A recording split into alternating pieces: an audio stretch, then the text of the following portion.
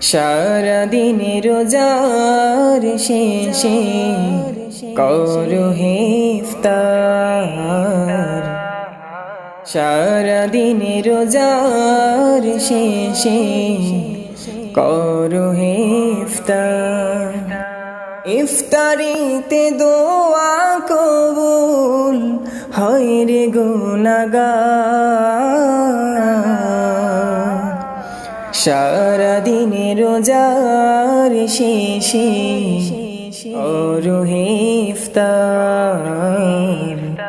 সারাদিন রোজার শেষে করো হে ইফতার। ইফতারের সময় দোয়া হয় রে কবুল, খোদার কাছে মোনাজাতে থাকো তুমি মাশগুল।